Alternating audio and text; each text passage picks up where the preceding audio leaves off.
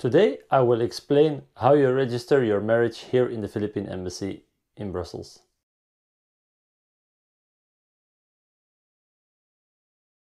Hi everybody! Welcome to my channel. Magandang araw sa iyong lahat. Welcome po sa aking channel. Today we have the episode how you register your marriage here in the Philippine Embassy. Also one of the important steps that you have to do, as I already told you in the previous video, it's important that you do it in 1 month after that you married here in Belgium. Otherwise you have to pay some penalty fees and it's only costing extra money. So it's one of the requirements that you do it in the first month after your marriage. In our case we didn't know, so we had to arrange extra papers and we had to pay for the penalty. That's why I'm also making the video here to help you find out what you have to do, which papers you have to arrange, in what order, and especially do it in the first month after your marriage. Otherwise it's more hard. As usual, I will put all the links below and I will put them also in the description, so you have just the link to click to go to the correct website, and I will put all the names of the files that you have to fill in, so it's easier for you. You just have to click the link, search for the correct file and then print them. First document, it's one of the basic requirements. That's the report of marriage form. That's just a form that you have to fill in. You can find it on the website. Now when we were applying for it, the website had the older version, but in the embassy we get the newer version. But we had to arrange everything there, so we had to fill it in there, and you have to have like 4 original examples for that, so it means that you have to fill it in 4 times there. So it's easier if you can already do it in the house. Now I have our example. That's our form. So it should have report of marriage, and also it should have the official logo. What you have to do is just fill everything in except for the lower part. That's for the embassy itself. Now one of the tricky things is you have to fill in your civil status. Now your civil status, it's the status that you had just before you were married. So in case of my wife, she was single. In my case, I was divorced. It's really important that it is the civil status just before that you were married. Now, because I was divorced, that's not in the website, that's not with the basic requirements, but because I was divorced, they needed to have the document from the city hall that I was officially divorced. Now, that's the crazy part. In Belgium, you cannot marry for 2 times. So it means if you're not divorced, you cannot marry again. But it doesn't matter for the Philippine Embassy. They need to have the proof that you were divorced. Now, the document, I have my file here. I will search for it.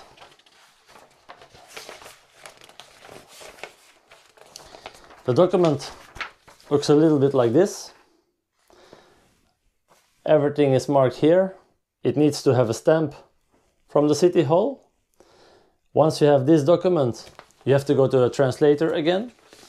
The translator will translate the document. He will go again to the courthouse to verify his signature. Then you have to go with that document to Brussels, to the Department of Justice, to confirm that also. And then with all those documents, you have to go to the Bureau for Foreign Affairs, and there they have to legalize that document. So it's a few extra steps if you were divorced. If you were single, it's less hard to arrange for that.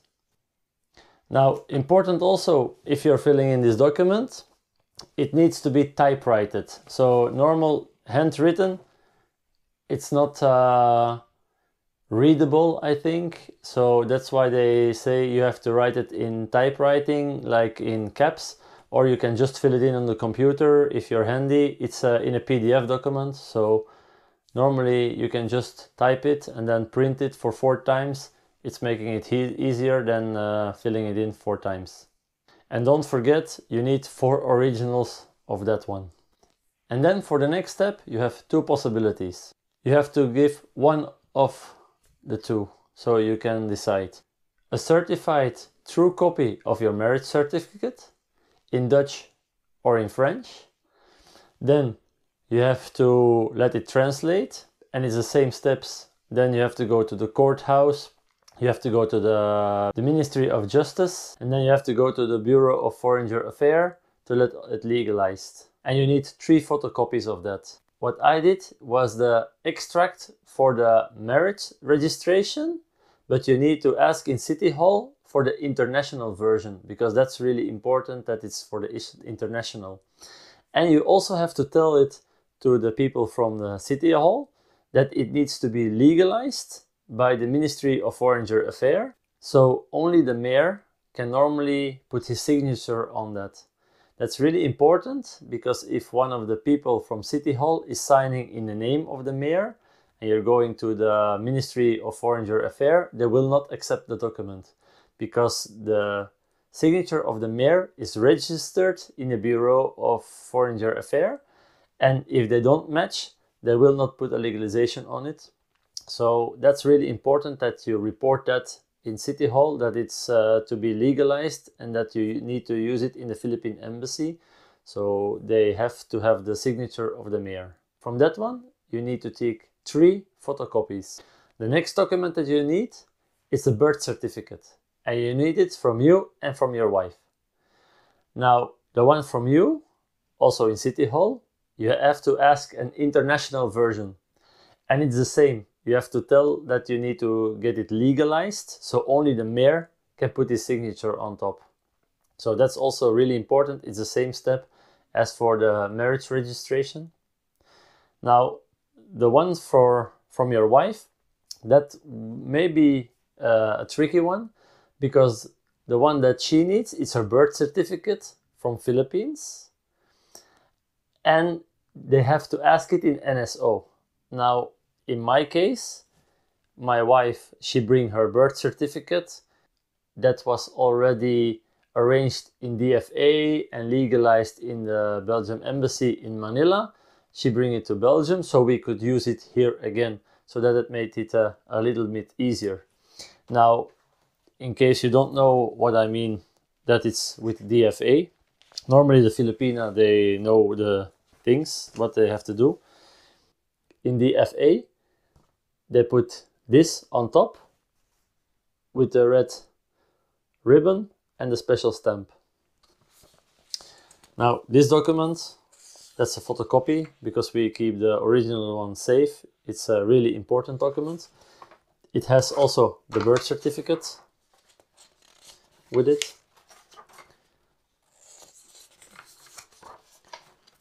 And it's legalized in Manila, so that's really important.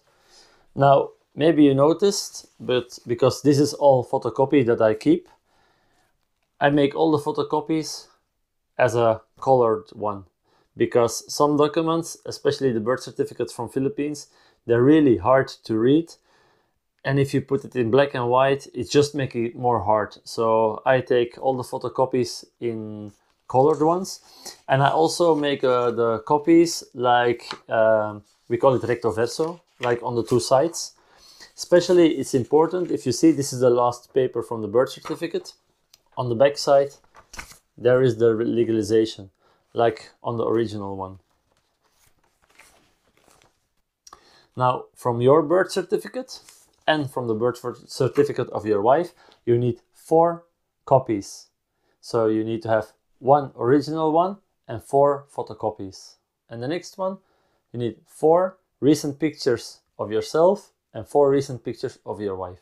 When you go to the embassy, you need to pay for the registration, and in our time, I think it's still the same price, it was 22.5 euro. Now, because we did a late registration, we had to pay another 22.5 euro. So we had to pay double because we were too late. And because we were too late, we needed an extra document. And the document is also on their website. It's the joint affidavit. You just have to fill it in and just sign. This is just to confirm that you did a late registration.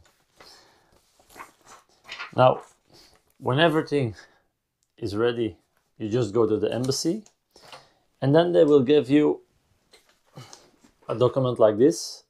Most Filipino will know what it is. It's like an official receipt that you get, how much that you paid. Now, you need to have this if you want to take your file back in the embassy. If you don't want to get your file in the embassy if you're living too far, you have to make sure that you have a brown envelope with you with already stamps on it and your address on top.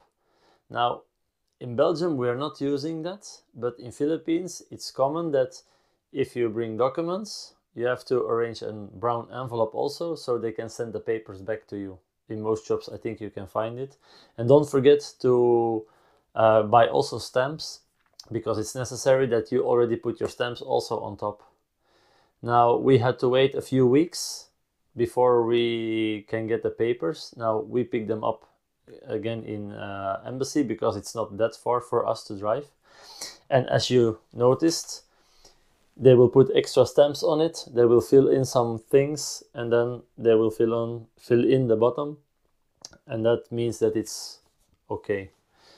Now, what they told me is, you're married with a Filipino. If you want to travel to Philippines, because you're married with a Filipina, you are allowed to stay 1 year in Philippines. Now, there are a few requirements for that. One of the requirements is that you arrive together and that you're traveling together on your entry in the Philippines. So if your wife is traveling 1 day before you and then you arrive the day after, you will not get the Balikbayan stamp. They call it the Balikbayan visa. That's the 1 year visa. They will not give it to you. But if you're traveling together, that's one of the requirements, you can get it. Also important is what they said on the embassy. Just bring a photocopy of this. That's the proof that you are married and that you are registered in the embassy. What you can do also is, the moment that you are married, 6 months later, you can go to like NSO, now it's PSA, on their website.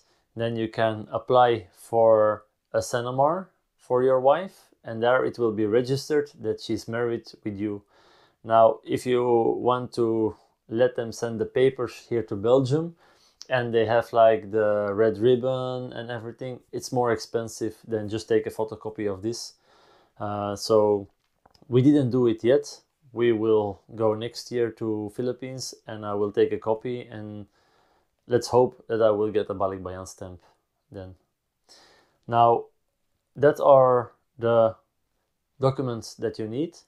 The most hard is that you always have to go to Brussels, to the Ministry of Justice, for the confirmation and the signature that you were divorced.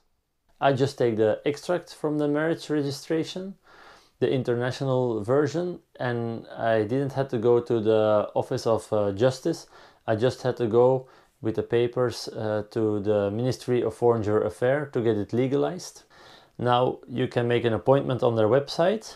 I will put a link also below here in the video, and I put a link in the description. But for me, it took more than 6 weeks before I can have my first appointment. So it's taking a really long time, but you can go also without an appointment. I will also put information in the description. And for me, I could go like 2 days later. I think they're even open every day in the morning, but I will also put it in the description. It was easier for me. I just took the train. It's not far from the Brussels Central. I think it was like max 10 minutes walking from the station, because it was really hard to find parking there. It's really almost in the center of Brussels, so it's not that easy. But if you're on time, I was really early there, and there were already 2 people before me. Now, once the office was open, the other 2 people, it went quite quick with their papers. So in less than 10 minutes, I was outside again. Then I'm thinking maybe it's easier if you don't make an appointment. If you have to wait 6 weeks, that's too long to arrange that, because you have to do it in less than 30 days after your marriage. So if you're not yet married, maybe you can already start arranging some documents so you can save some time. If you like this video, if you think the information was nice to know, you can always put a comment below. You can like the video, you can just put it a thumbs up.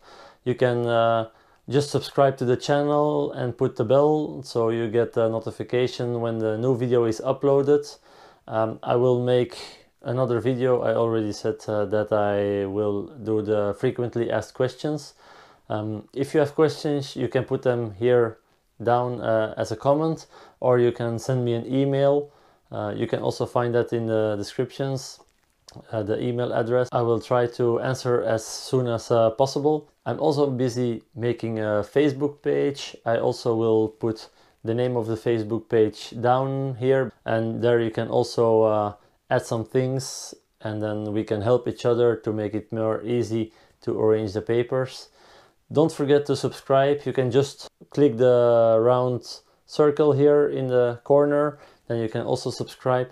Thank you for watching. See you next time. Paalam.